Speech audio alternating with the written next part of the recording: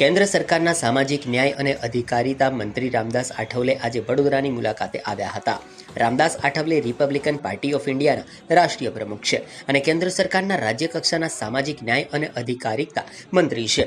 વડોદરા આવી પહોંચેલા મંત્રી રામદાસ આઠવલેએ બીજેપીના સયાજીગંજ સ્થિત મનોભાઈ ટાવરમાં રિપબ્લિકન પાર્ટી ઓફ ઇન્ડિયાના કાર્યાલયનું ઉદ્ઘાટન કર્યું હતું. આગામી મહાનગરપાલિકાની ચૂંટણીઓમાં બીજેપી સાથે તેઓ મેદાનમાં ઉતારશે. ત્યારબાદ તેઓ વડોદરા સર્કિટ હાઉસ ખાતે આવી પહોંચ્યા હતા અને સર્કિટ હાઉસ ખાતે મંત્રી રામદાસ આઠવલેએ વડોદરા શહેર જિલ્લા વહીવટીતંત્રના અધિકારીઓ સાથે બેઠક કરી હતી. શહેર પોલીસ કમિશનર ડોક્ટર શમશેર સિંહ સાથે પણ બેઠક યોજીને શહેરમાં અત્યાચાર નિવારણ કાયદાના અમલીકરણ વિશે માહિતી મેળવી હતી અને વડોદરાની પરિસ્થિતિ વિશે પણ માહિતી મેળવી હતી. વડોદરાના મ્યુનિસિપલ કમિશનર પી સ્વરૂપ સાથે બેઠક યોજીને મહાનગરપાલિકામાં એસટી/એસસી બેકલોગ હેઠળ નિમણૂક વિશે માહિતી મેળવી હતી. ત્યારબાદ કેન્દ્રીય મંત્રી રામદાસ આઠવલેએ પત્રકાર પરિષદ સંબોધી હતી. પત્રકાર પરિષદમાં વડોદરાની આજની મુલાકાત સંદર્ભે માહિતી આપી હતી. કેન્દ્રીય રાજ્યમંત્રી રામદાસ આઠવલેએ જણાવ્યું હતું કે આગામી નગરપાલિકાની ચૂંટણીમાં ભાજપ સાથે મળીને ચૂંટણી લડીશું. કેટલીક ટિકિટો અમારી પાર્ટીને મળે છે, તેવો પ્રયાસ કરીએ છીએ. જો સહમતિ નહીં થાય તો પણ 6 વોર્ડમાં 24 બેઠકો પર ચૂંટણી લડીશું. તમામ જાતિના ઉમેદવારોને ચૂંટણીમાં ઊભા રાખીશું. કેન્દ્ર સરકારે કૃષિ બિલમાં ફેરફાર કરીને 3 નવા બિલ લાવ્યા છે. તે ખેડૂતોના હિતમાં હોવાનું જણાવ્યું હતું. ખેડૂતો લોકોના ઇશારે આંદોલન કરી રહ્યા હોવાનું જણાવ્યું હતું. તેમણે આંદોલન પાછું લેવા ખેડૂતોને અપીલ કરી હતી. કોંગ્રેસ જાણી જોઈને મોદીજીને ટાર્ગેટ બનાવીને ખેડૂત, આદિવાસી, ઓબીસીને ગેરમાર્ગે દોરી રહી છે. ચર્ચા માટે સરકાર તૈયાર છે, પરંતુ ખેડૂતો સરકારનું સાંભળવા માટે તૈયાર નથી. ગો કોરોનાનો નારો લગાવ્યો, પણ મને જ કોરોના થઈ ગયો. ફક્ત ગો કોરોના કહેવાથી નહીં ચાલે, તે માટે વેક્સિન લેવી જરૂરી છે. કોરોના રસી મુદ્દે રાજકારણ ન થવું જોઈએ. હું પણ કોરોનાની વેક્સિન લેવાનો છું અને બધાએ કોરોનાની વેક્સિન લેવી જોઈએ તેમ જણાવ્યું હતું. तो सभी हमारे वडोदरा के जो पत्रकार यहाँ आए हैं उसमें इलेक्ट्रॉनिक मीडिया के सबसे ज़्यादा पत्रकार हैं. उसके बाद हमारे प्रिंट मीडिया के भी हमारे मित्र हैं और कुछ फोटोग्राफर भी यहाँ मौजूद है. तो सबका मैं आभार व्यक्त करता हूँ और नए साल की मुबारकबाद आपको देता हूँ हमारी आरपीआई की तरफ से. तो आज मैं इधर आया था, एक हमारे ऑफिस का इनॉग्रेशन, आरपीआई के ऑफिस का इनॉग्रेशन था और अभी बीएमसी का चुनाव, जिस तरह यहाँ बीएमसी है बड़ौदा म्यूनिसिपल कॉरपोरेशन, वैसा बॉम्बे में बॉम्बे म्यूनिसिपल कॉरपोरेशन, उधर भी बीएमसी बोलते हैं, इधर भी बीएमसी बोलते हैं.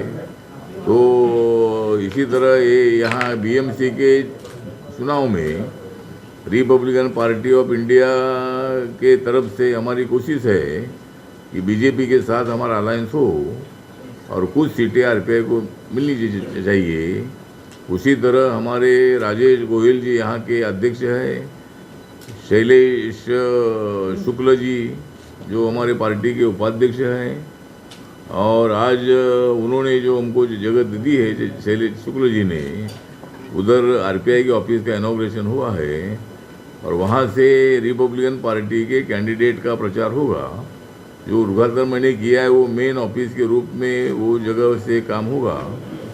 और हम चाहते हैं कि भाई बीजेपी के साथ अलायंस हो, क्योंकि रिपब्लिकन पार्टी माननीय नरेंद्र मोदी जी के साथ है, एनडीए के साथ है. और इसीलिए जो पूरे महानगर पालिका के जो चुनाव पूरे गुजरात में हो रहे हैं उसमें बड़ौदा का भी है, अहमदाबाद का है, राजकोट का है, या जहाँ जहाँ म्यूनिसिपल कॉरपोरेशन है वहाँ वहाँ इलेक्शन हो रहा है. तो सभी जगह पर हम बीजेपी के साथ अलायंस की कोशिश करेंगे. अगर अलायंस में कुछ सीटें आरपीआई को मिलती तो नहीं है तो आरपीआई अपने बलबूते पर कुछ सीटें खड़ी करेगी और बाकी के जगह पर बीजेपी का समर्थन हम करेंगे. और हर जगह पर बीजेपी का मेयर बनना चाहिए, बीजेपी के हाथ में सत्ता आनी चाहिए, उसके लिए आरपीआई की कोशिश रहेगी. तो यहाँ के कार्यकर्ताओं ने ये तैयारी की है कि यहाँ जो मतलब जो 19 यहाँ प्रभाग है, 76 जो वार्ड है, उसमें से 6 जगह पर 6 प्रभाग पर जो 4 कैंडिडेट एक प्रभाग में होते हैं, तो 6 प्रभाग पर 24 कैंडिडेट लड़ने का निर्णय ले लिया है. अगर अलायंस होता है तो अलायंस में कितनी सीट मिलती है देखते हैं, लेकिन अगर अलायंस होता नहीं है तो 24 सीटों पर हम चुनाव लड़ेंगे. और उस चुनाव में दलित हो, आदिवासी हो, ओबीसी हो, जनरल कैटेगरी का कैंडिडेट हो, सबको, सभी जाति को हम टिकट देने की कोशिश हम करेंगे। और इसी तरह ये यहाँ के बीएमसी चुनाव में रिपब्लिकन पार्टी अपना खासा प्रदर्शन करने का काम करेगी। एक तो मतलब नरेंद्र मोदी जी के नेतृत्व में हम काम कर रहे हैं। रिपब्लिकन पार्टी का लोकसभा में एक भी मेंबर नहीं होने के बावजूद भी नरेंद्र मोदी जी ने मुझे दूसरे बार अपने मंत्रिमंडल में स्थान दे दिया है। ये हमारे लिए बहुत बड़ी अभिमान की बात है। और नरेंद्र मोदी जी का नेतृत्व, एक मजबूत नेतृत्व हो रहा है। पूरी दुनिया का सर्वे हुआ, उसमें माननीय नरेंद्र मोदी जी नंबर 1 के प्रधानमंत्री है, इसी तरह की रिपोर्ट भी आई है। तो नरेंद्र मोदी जी बहुत एक्टिवली काम करने वाले नेता है और इसीलिए किसानों के खिलाफ नरेंद्र मोदी कभी नहीं जा सकते हैं। जो 3 कानून बने हैं, ये 3 कानून किसानों के फायदे के हैं। उनकी आमदनी दुगुना करने वाले ये कानून हैं, लेकिन किसान नेता जानबूझकर किसानों को भड़काने का काम कर रहे हैं। 10 बार किसान नेताओं से बातचीत हुई, लेकिन कानून पीछे ले लो, इसी मुद्दे पर किसान अड़े हुए हैं। सरकार का कहना यह है कि अगर एक कानून पीछे ले लेंगे तो हर कानून को पीछे लेने की नौबत सरकार पर आएगी और पार्लियामेंट को कोई अर्थ नहीं रहेगा। कानून पास करो, वापस ले लो, कानून पास करो, वापस ले लो। और हर कानून को लोकतंत्र में विरोध होता ही है, विरोध करने का उनको अधिकार है। लेकिन जो कानून बहुमत से पास हुआ है उसको स्वीकारने की डेमोक्रेसी होती है। डेमोक्रेसी में बहुमत से जो कानून पास हुआ है उसको मान्यता देने की आदत होती है। और आंदोलन इतने दिन कभी होता नहीं है, ये आंदोलन जानबूझकर बढ़ाया जा रहा है। सुप्रीम कोर्ट ने कानून पर स्टे लगाया है, 4 लोगों की कमेटी बनाई है, वो 2 महीने में रिपोर्ट देने वाली है। तो आंदोलन पीछे लेना चाहिए। क्यों किसानों को तकलीफ दे रहे किसान नेता? हर मीटिंग में जाते हैं और बोलते हैं कि भाई कानून पीछे लेना चाहिए। सरकार ने साफ बताया है कि भाई कानून पीछे नहीं ले लिया जाएगा और इसीलिए कानून पीछे नहीं हो सकता है। लेकिन संशोधन के लिए सरकार तैयार है। एमएसपी के बारे में उनको डाउट है तो, और एपीएमसी के बारे में वो किसानों को डाउट है। लेकिन सरकार का कहना ये है कि एमएसपी को धक्का नहीं लगेगा, एपीएमसी चालू रहेगी। जिनको माल वहाँ बेचना है एपीएमसी में, उनको बेचने का अधिकार है। लेकिन अगर कोई किसान ज़्यादा पैसा मिलता है, इसीलिए गुजरात का किसान अगर मुंबई में या महाराष्ट्र में जाकर अगर अपना माल बेचता है तो उसको परमिशन देने वाला ये कानून है। ये कानून उनकी आमदनी बढ़ाने वाला का कानून है। ये कानून कोई उनके ऊपर अन्याय करने वाला तो नहीं है।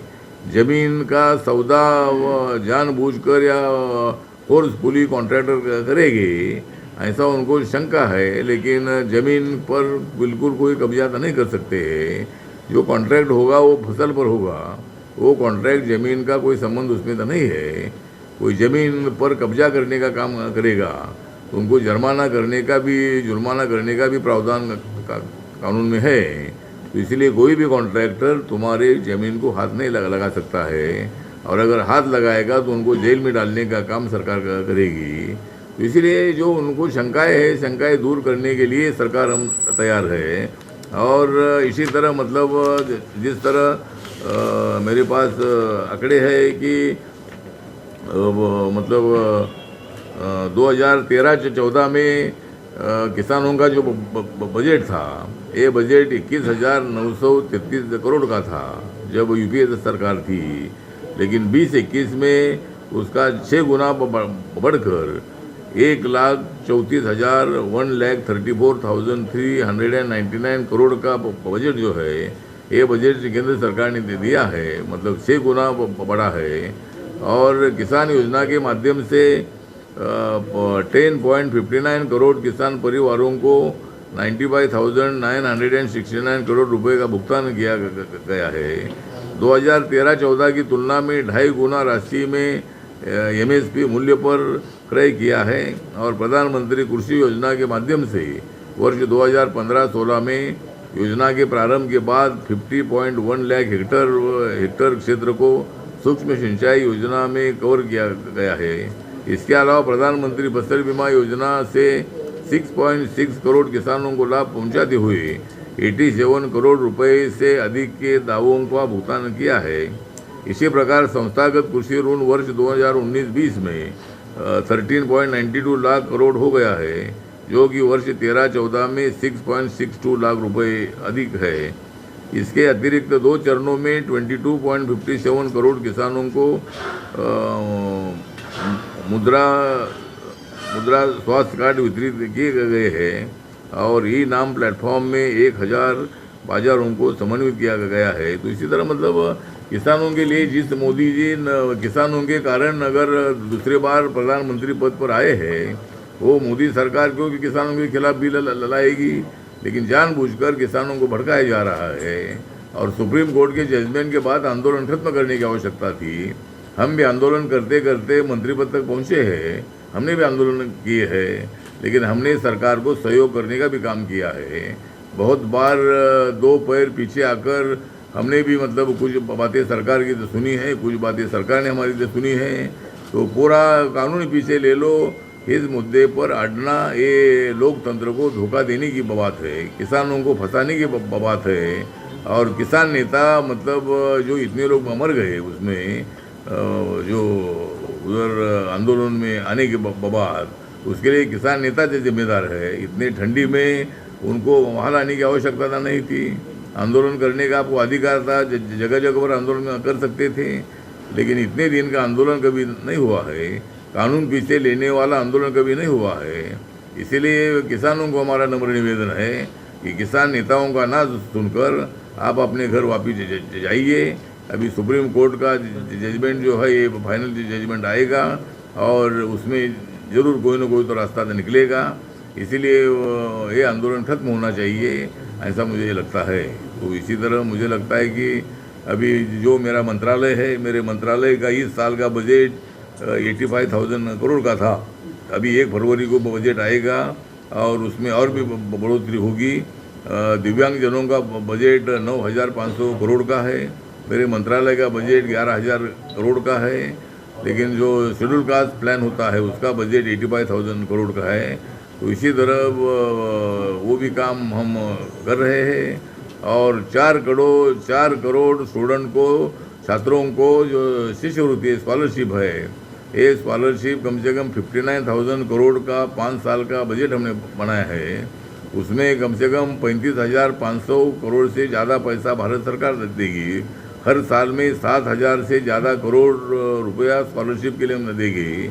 और हर स्टूडेंट को हर महीने को या 3 महीने में 4 महीने में एक बार स्कॉलरशिप मिलनी चाहिए। इसी तरह हमारी कोशिश जारी रहेगी।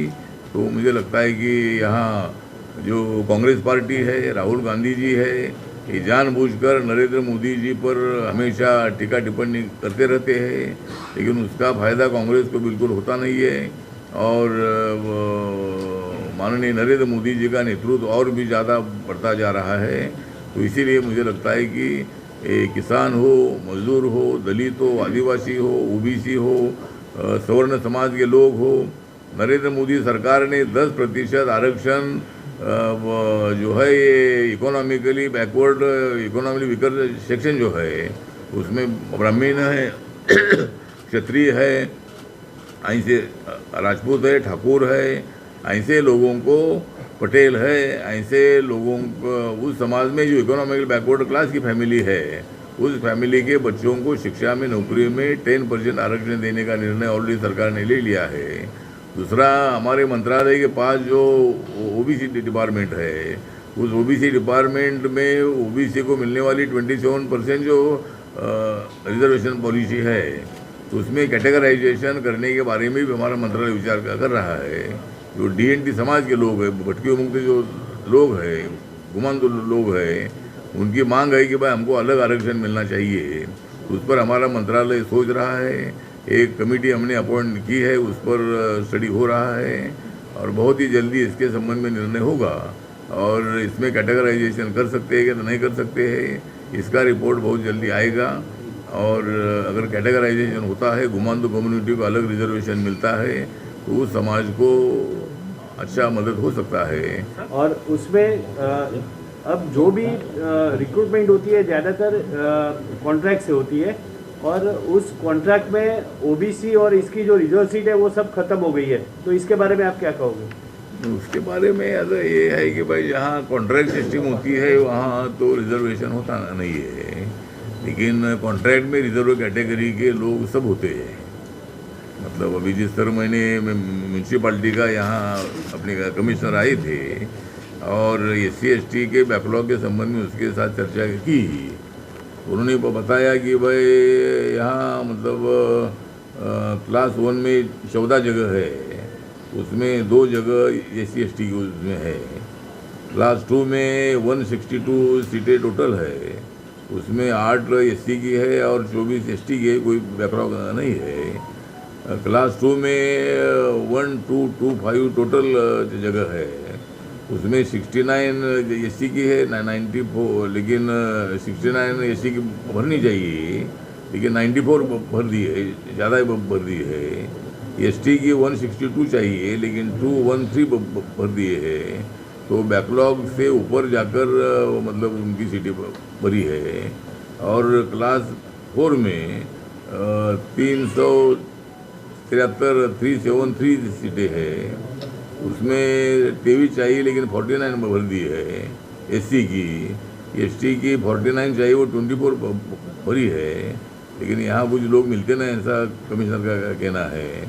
सफाई कामगार के बारे में हमने चर्चा की, तो टोटल सफाई मजदूर 4684 है, उसमें परमानेंट 2986 है और डेली वेजेस पर 1448 इतने है। तो इनको जो परमानेंट वर्कर है उनको 19,000 पेमेंट मिलता है और डेली वेजेस में है उनको पर डे 350 मिलता है, तो इसका मतलब 15,000 पर मंथ इनको मिलता है। और कॉन्ट्रैक्ट पर खाली 254 है, तो हर साल ये लोगों को परमानेंट करते डेली वेजेस से। तो मैंने सूचना की है कि कॉन्ट्रैक्ट के जो 254 है उसको डेली वेजेस पे दे लीजिए और जल्दी से जल्दी इनको सबको परमानेंट करो, ताकि उनको परमानेंट का फ़ायदा हो जाएगा। तो इसी तरह भी हमने उनको बोला है। दूसरा, ड्रेनेज में काम अभी नहीं होता है, पूरी मशीनरी इधर आई है और यहाँ मतलब अभी तक 6 डेथ हुई थी और उनको 10-10 लाख रुपए जो मुआवजा देने का है वो मिल चुका है। तो इसी तरह की जानकारी हमको दी है। तो जो आपने बताया है कि प्राइवेट सेक्टर में जब गवर्नमेंट सेक्टर जब प्राइवेट होता है तो ऑटोमेटिकली रिजर्वेशन जाता है।